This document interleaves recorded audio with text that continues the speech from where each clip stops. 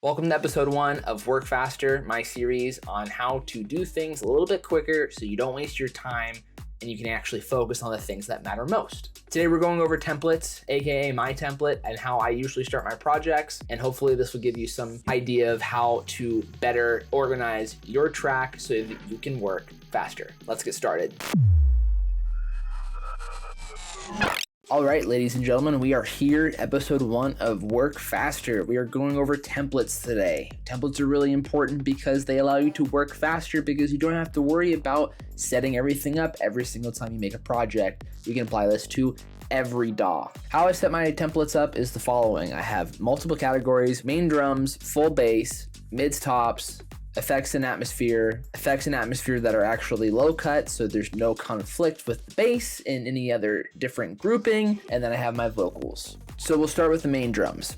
For now, I label everything with a D in front of it, D for drums, so that in case I have to go ahead and stem any of my projects out, everything's organized in a clear-cut manner, and it looks very nice when you're giving someone stems. The main food groups that I have thus far are the kick, clap, and the open hat, although I kind of change the open hat depending on what I'm doing. It could be a closed hat, open hat, I can combine them.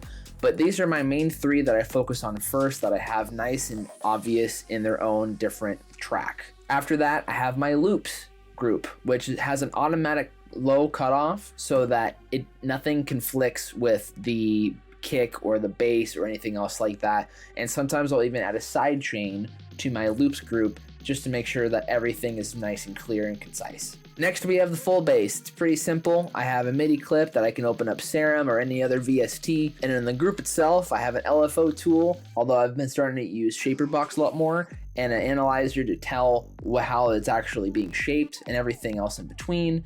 This way, this is where the full bass low end comes in, and I can also layer in here as well, but this is where I like to have all my subs and stuff. Next, we have the mids and the tops. Pretty self-explanatory here. In this grouping, in my Pro Q3, we actually have a pretty hard cut.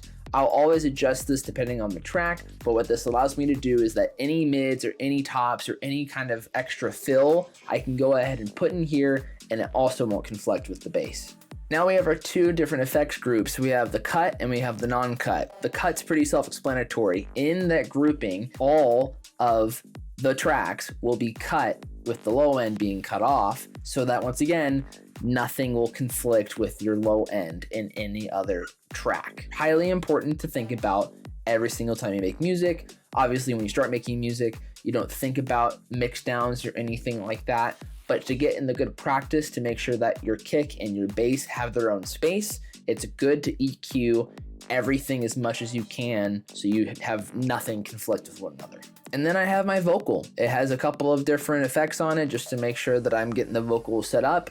Once again, everything is adjustable. Doesn't matter what it is, everything is adjustable in your template.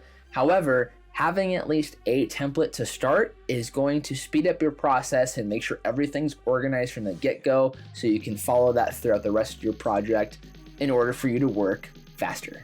Thanks for checking out this tip, guys. See you on the next one.